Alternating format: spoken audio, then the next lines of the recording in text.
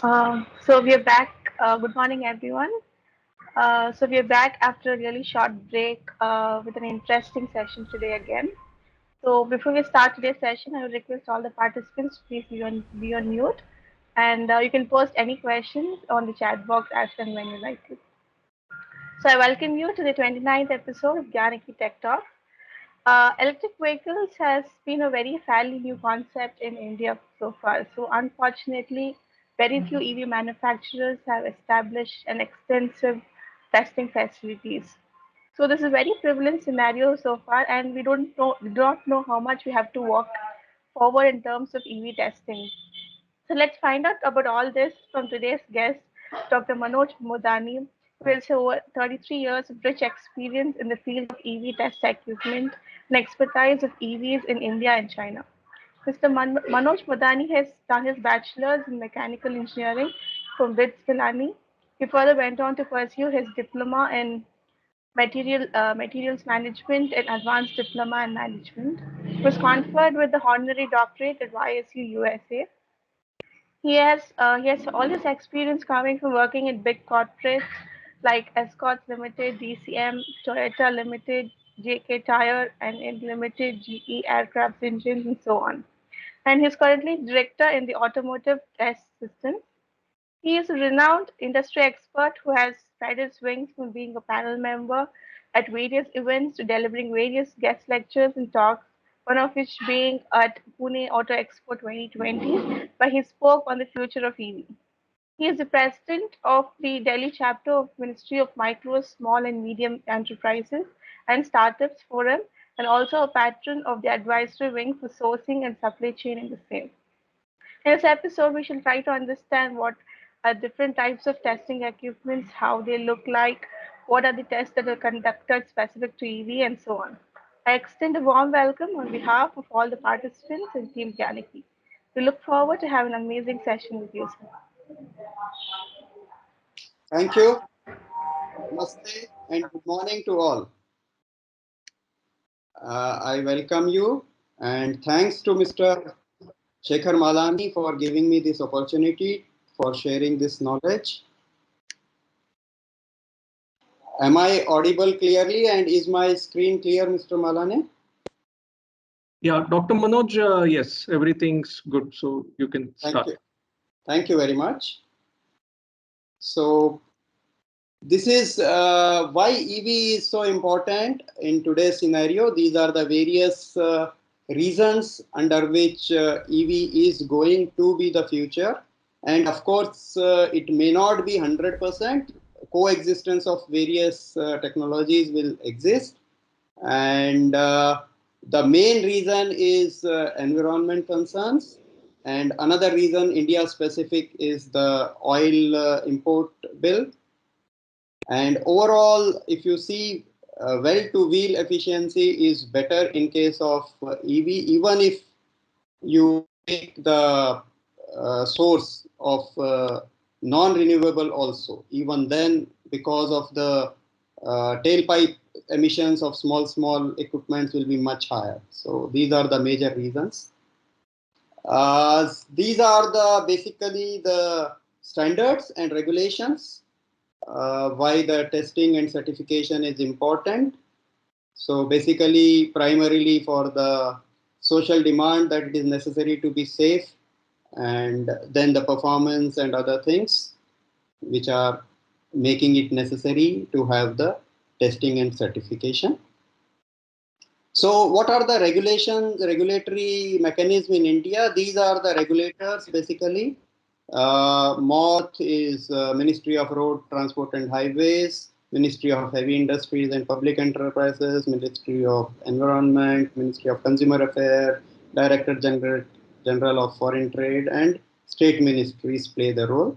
And the standardization is done to great extent by CMVR, then by AISC, and the standing committees of SCOE and BIS. So currently these are the two approving agencies, ARAI at Pune and ICAT at Manesar near Delhi. So way back in 1999, the committee was formed with ARAI, VRD, ECMA, CM, etc. And the standards have started coming in, started publishing in since 2003 onwards, and mandatory requirement became from 2005. So the component testing is primarily done for these purposes. Intended purpose is solved or not, reliability is there or not, whether it is performing same thing, repeatability is there or not, same thing every time or not. Durability, but whatever you are purchasing should have a specified life, and it should work for that many cycles and periods or time. So safety is very important requirement when we do the testing, and efficiency. So whatever is the required parameter are met or not are the reasons for testing. So these are the major 5 reasons of testing. For electric vehicle specific testing, the verification, safety and performance, these are the major parameters under which the testings are done. So it is electric vehicle testing. Basically, the verification, safety and performance are the main parameters. So safety is very, very important in the case of electric. So special emphasis has been given on the safety parameters, and also under the crash conditions, what are happening is also important. Range is another parameter which people are worried of. My China experience says that range we should not be worried about, because we don't drive 24 hours.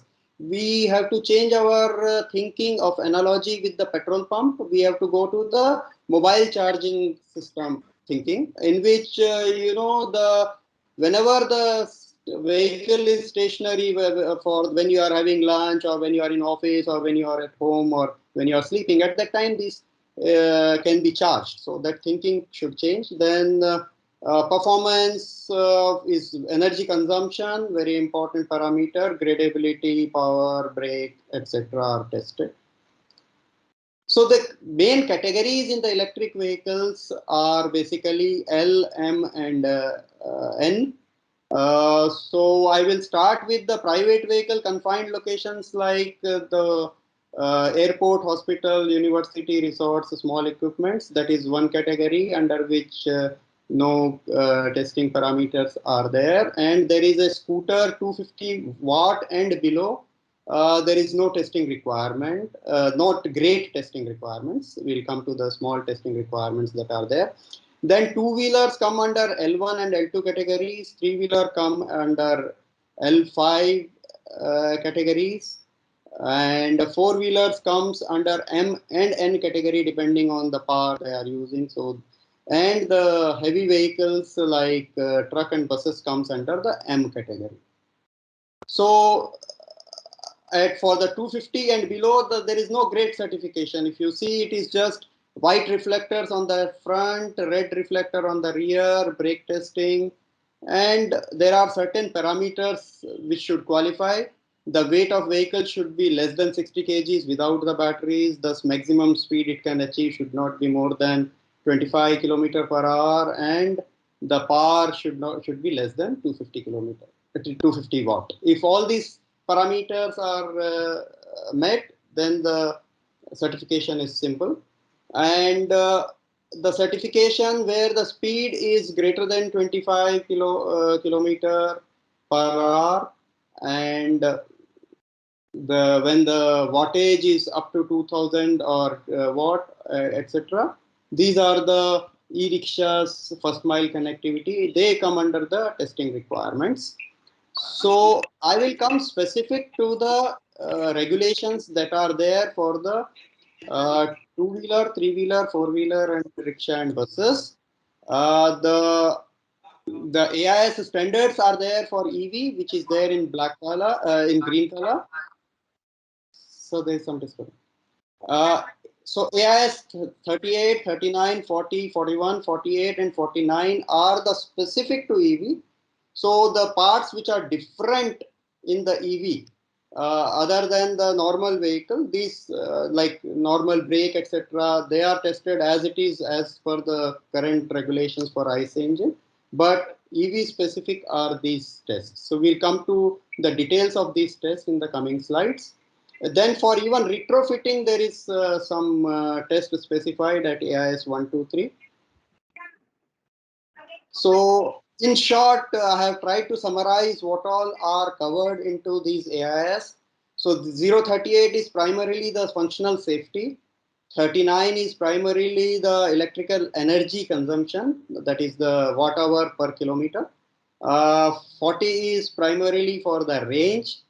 41 is primarily for the net power consumed, and 49 is the CMVR. Various type of EV specific approvals are there. This is the big test requirement. And 48 is the safety of the batteries.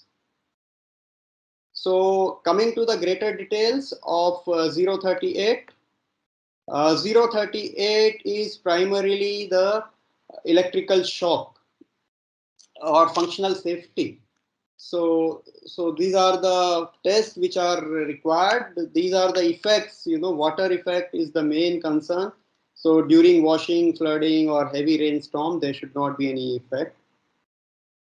So 038 is protection against electrical shocks, high voltage. Marking is necessary on the vehicle.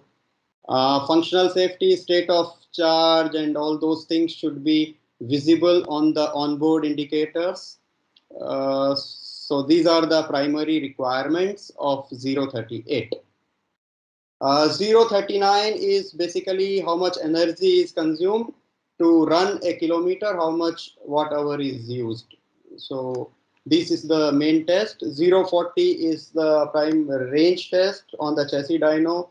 You have to see how much distance is covered after the full charging is done. 041 is primarily the how much power it is giving. So there is speed versus power characteristic curve is also is required in this test. 049 has got very many tests.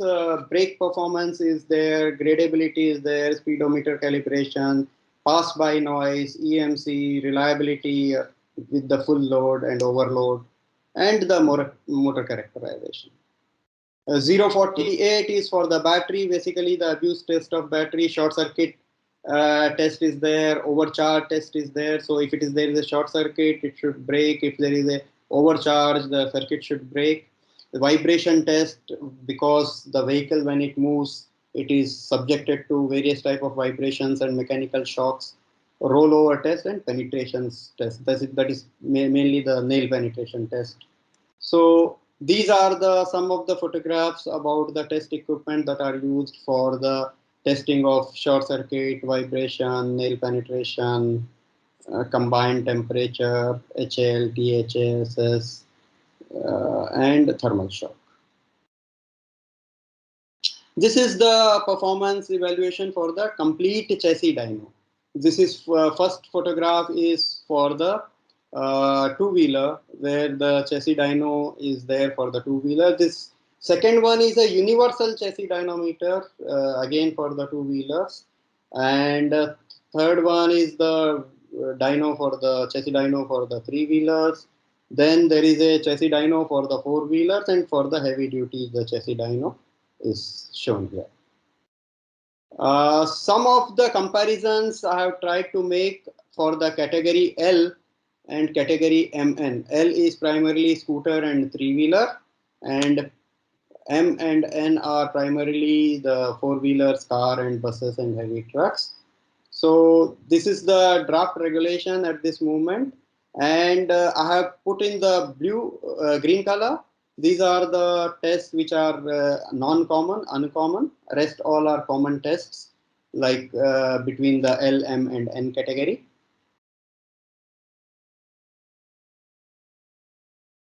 Type of vehicles that can be retrofitted. Now, almost all vehicles can be retrofitted: two-wheeler, three-wheeler, even the light commercial car, buses, everything can be. So the tests required are specified under AIS 123 for this. And the reason why retrofitting is okay with the regulator is because it is reducing pollution. So they are okay with hybrid or even the retrofitted vehicle pure electric. So these are the regulations for the hybrid vehicles, and they are primarily for all categories, L, M, and N categories. Provided the number of vehicles that are imported or produced are more than subject to the more than this number of quantities, then only these tests are applicable in the pilot stages primarily. EMC tests are also very important for the EVs, which is unique to the compared to the IC engine. So there are various. There is no AIS I could find out. There are various other standards, ISO and IEC standards, which are specified. Then electromechanical impedance stressography is also another instrument that is used primarily for the electrochemical impedance testing. State of health and other tests are also done on this. Another important thing for the shock is the electrodynamic vibration shock shaker, or it gives the shocks to the vehicle or to the motor or to the DUT, device under test, and we see at various shocks what is the results of the same different tests. Climatic chamber primarily is also attached. Here I will put my cursor. Here, this is the primary climatic chamber, and here are the two motors that are running, and DUT is here. DUT is inside the climatic chamber. So this climatic chamber primarily for the range of various temperatures, minus to plus temperatures. So now I come specific to the electric test equipment benches, how they look like and what are they. This is the crude test bench primarily made in India, but we have for the motor testing, but we have a very sophisticated compact machine from IMC in Germany. Very simple machine here. DUTs, I will show in the next screen where DUT is placed and all. And this monitor gives all the parameters of testing. There is no need of any knowledge of the software. So this is the device under test. DUT is here. This is the adapter which is required to be changed as per the need of the different DUTs. This is the mounting plate for mounting stand for the DUT, which connects the DUT through this changeover device. And this is the clutch for the DUT, device under test. This is the bed, and this is the torque sensor. Here is the safety clutch in case something goes wrong to be put off, and this is the loading motor. So it is so simple that various tests can be conducted at touch button on this, and these are the things that will come on the screen of that laptop. So primarily to measure electric motor on the test bench there are software called IMC Studio, which helps to this. These are the n number of tests that are preset, and you have to just select particular test and you can get the results of that in few seconds, few minutes. These are some of the graphs that will come out of the test. Basically, the power versus speed versus torque curve. Here is the speed in RPM. Here is the torque. So at various speeds, what are the torques? At lower speed, the torques are higher. At higher speeds, the torques are lower. Similarly, mechanical output versus speed versus torque is there, and efficiency is also plotted here. At what parameter this is the most efficient conditions under which the vehicle will run. Now coming to the complete test bench, this is how a complete test bench look like. For the e-motor testing, this is the device under test. This is the active front end. This is the DC-DC supply. This is the input drive. This is the absorber drive. And this is the device under test. For the battery simulator, this is the active front end. This is the DC supply. And this is the battery. here you can see that there is a commonality of active front end, and so because of this two common things, we can test motor as well as battery on the same test setup. This is the speciality of Unico, using the same common bus bar. These are the various tests for the cell level, module level, and pack level testing equipments. Primarily, this is for the cell level testing. This is with about 30 channels. We can go up to 256 channels here. Then there is a module level testing. This one is with 2 channels. We can go up to 16 channels. And this is at the complete pack level testing, complete battery.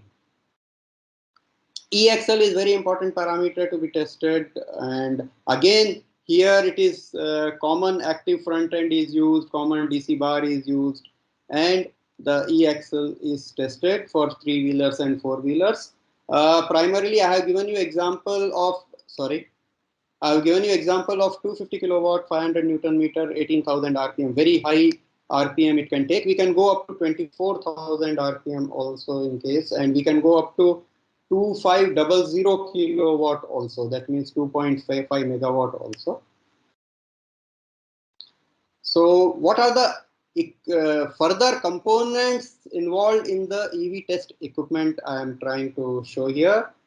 So this is basically Unico inverter drive. It can take up to 5,000 kilowatt, and supply voltage can be up to 690, and in case of battery it can take up to 1.5 megawatt. It can go up to 1800 DC and 1500 ampere. It is IGBT based, switching up to 30 kilohertz. This is the DC source. Basically, the DC source is PWM, frequency based, and the accuracy is, if you see here, voltage 0.05%, the current 0.05%. So speed rise time is just 0.63 millisecond, the delay time is just millisecond, 1 millisecond. So the speed is very high, accuracy is great. These are the further some of the test equipment components. This is the frequency converter system. This is the vehicle energy system. This is the curve for the vehicle energy. So as the voltage can go up to 1000, the current is also ranging up to 1000. So as the voltage drops, voltage increases, the current is dropping in this. And the dotted one is basically the overload. Up to 20% overload is possible. Battery emulator, again it is repeat. Test bench component is transmission test bench. This is how the transmission test bench configuration is there. Primarily, this is the active front end or prime dyno, and these two are the input motor and absorber motors.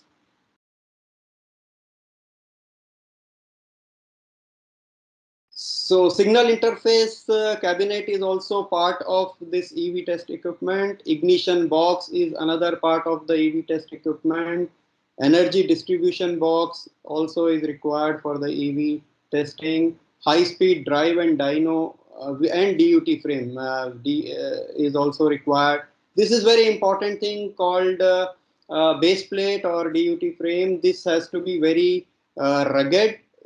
The one which we can give you can take speed up to 24,000 RPM, and it is basically a composite polymer, concrete, and steel structure.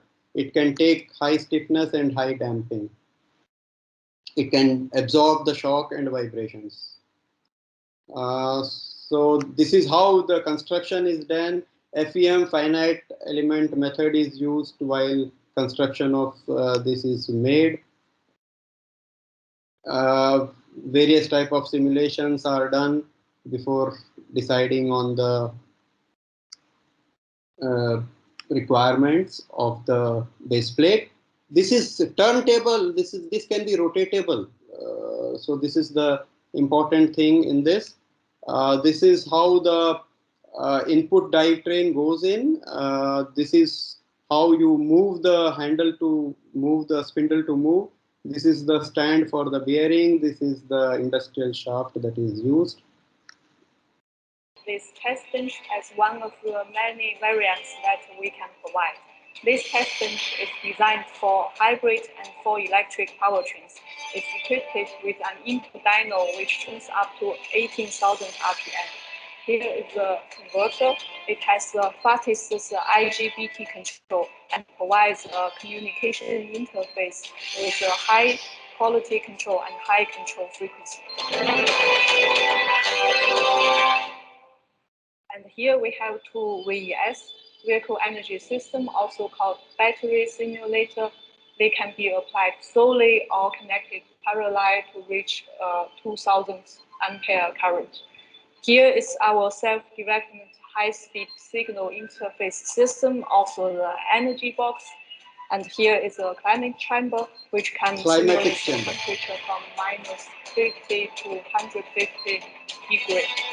And here is a temperature box. It can simulate and control the flow and the temperature of the coolant. The software we applied is based on an automation system by a German company. It's fully developed and customized by us to fulfill different customer requirements.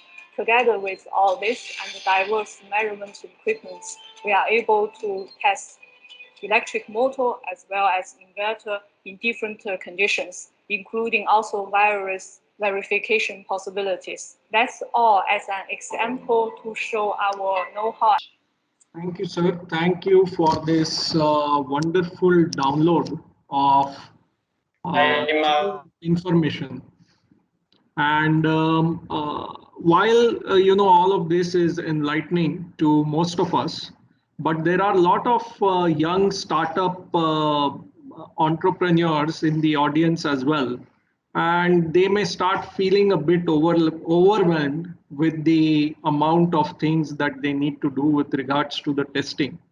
So from your interactions with customers in this area and working on EV and EV components, what is your suggestion to young companies in this area in terms of how they can plan out their testing and validation? Very right question, sir. See, primarily there are two agencies. They are doing this test, ARA and ICAT. There is a lot of queue there, and cost is also very high. And you may not like to go there, get failed, and go back to them. So this type of private labs which we are putting up at Bangalore, these will be very useful to get the testing done primarily first, and then go to the testing laboratories for the final approvals. That will be my suggestion. And those who can afford to buy, those who have high volumes, those who want are long-term player, should invest in buying these equipments and put up in their factories for ensuring 100% safety, because to build the name, it takes long time. To tarnish the name, it takes few seconds or minutes. So their vehicles should not fail in the field. So that should be their primary motto. Enough testing should be done. I know India is very cost sensitive. People do the cost cutting, but this is not the right place for the cost cutting. Thank you. So a follow-up to that, one is certification testing. And I know for certification testing, ARAI and ICAT are the right places to go. And that is very important, right? You need to launch a certificates and new testing agencies, and like what ATS is also doing. In that terms, where do you see, can we keep up pace with the agility our government is demanding from the EV industry? Can our testing infrastructure keep pace with it? I feel so because it is a new field. A lot of people are coming up with this type of ideas, and I think there is a lot of scope further for the more test labs to be put up, and primarily the big companies will buy their own test equipment. They may not be probably interested, but they are also into wait and watch situation. Their volumes are not high enough to justify the complete EV test equipment. So till such time, these laboratories will be really helpful. These test Fair enough. centers. Yeah. So we'll move to some audience. Hi, this is Vijay here. Good morning, Yes. sir. I just wanted to ask you, is there any real world testing of range? Is there any standard for that? You were going through uh, this test standards earlier. The numbers escape me, 40, 41 Yeah, AIS. sure. Is there a Sure. real world, I mean, that they take a drive with at a certain temperature and load and you get a certain range? Yes, the tests are specified at AIS 040. Okay. So you can refer to that complete standard, and it's I think probably revision 1. Okay, but a little of what I know that has to be done at a temperature of 35 degrees. Now, the test centers in India, which are there at Manesar, if you 35 is is just there for a few months. Otherwise, the temperature belting down in Manesar is never less than 40, 42 or 44 in peak summer there. So, how do you manage to do these tests? Is there a capacity in the country? I think that test that is specified is for the closed room condition test for that specification. No, I meant the track test. I was more. Yes, yes, it was lab test actually. Okay, lab test is fine. Okay, good. Thank you. You said AIS 040, no? Yes, sir, for the Okay, range. Thank you. Hello. Yeah, this is Hello. hello. Yeah, Mr. Gopala, can you do, and then Ashim will come to you. Mr. Gopala, please go ahead. Yeah, this is a question. Actually, this is Gopal Rao. Hopefully, you are providing RLDA service as well. Your voice is little slow. Hello, am I audible? Yes, sir. Yeah. So hopefully, you are providing RLDA service as well. Yes, sir. We do provide RLDA even now for the IC engines, so we will continue doing that. In fact, we'd like to have a kind of a correlation study, like what on road, what is the damage factor and equivalent on Pave thing. So, is it possible to provide us this kind of service? We can discuss offline, and we can certainly provide you RLDA services. We can understand your requirements and help you out. We have full-fledged office in Pune for this job.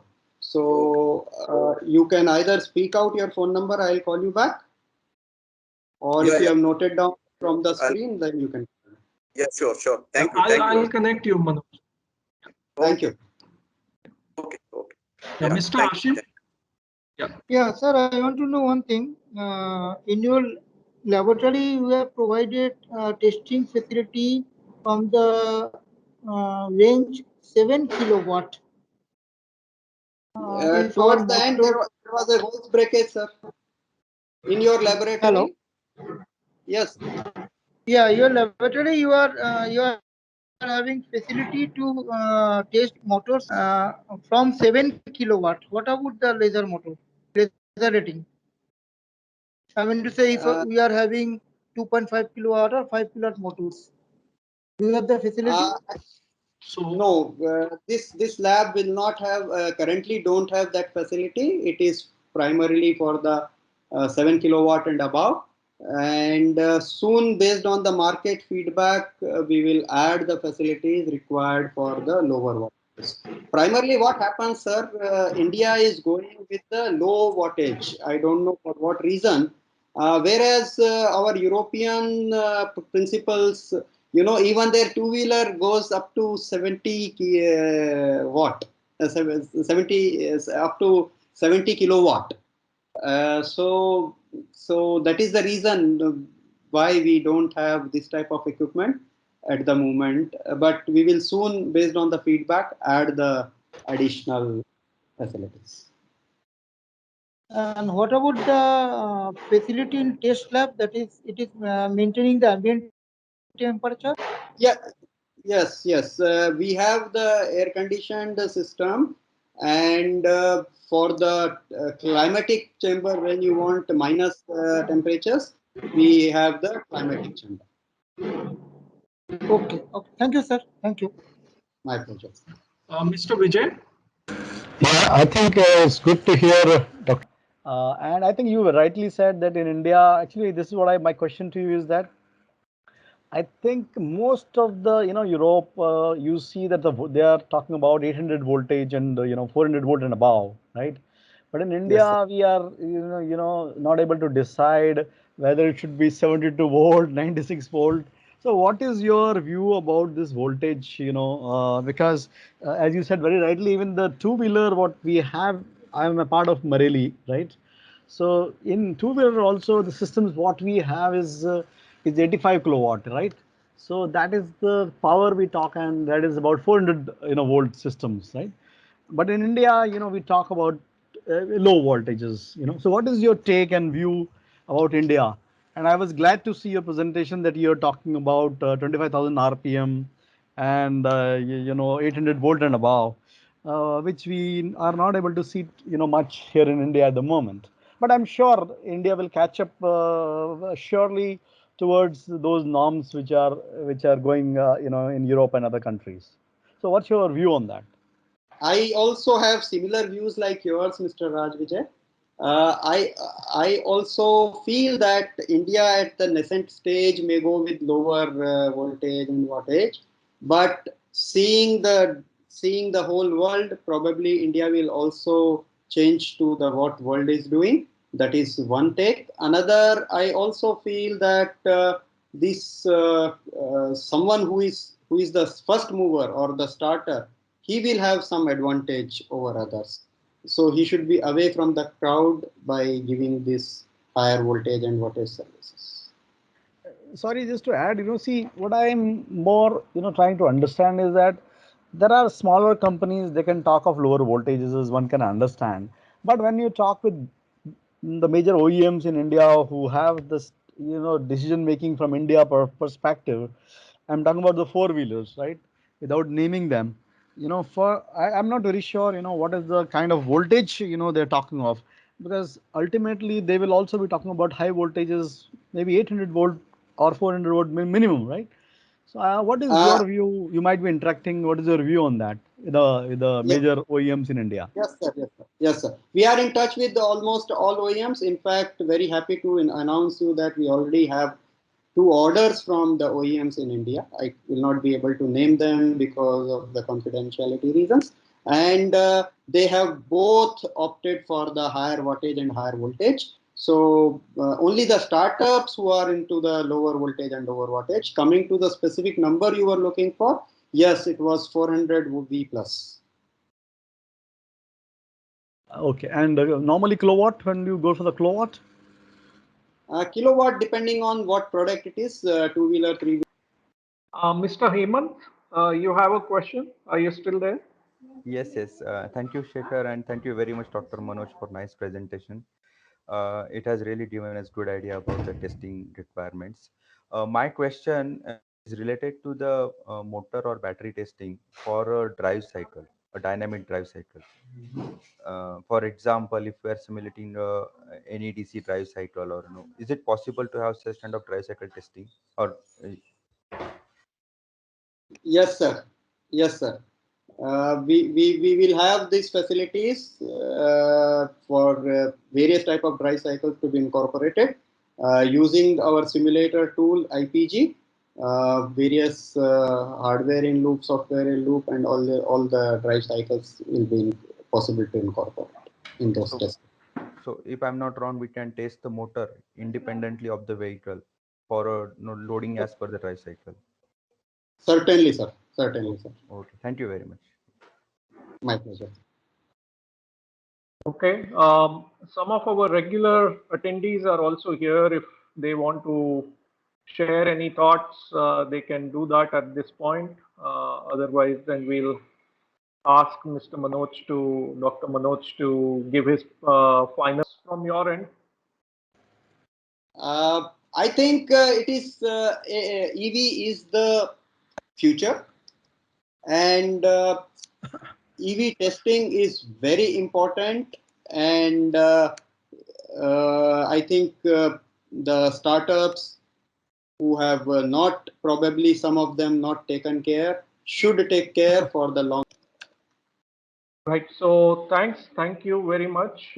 Thank you, Dr. Manoj, for your precious time. And I know you have been on the audience side for us as well. So it's very encouraging that we are able to keep on connecting the dots. And we look forward to have your continuous participation with Gyaniki. Thank you very much. Thanks, everyone. And we'll connect again next week. Thank you. Take care. Stay safe. Thank you, Bye. everyone.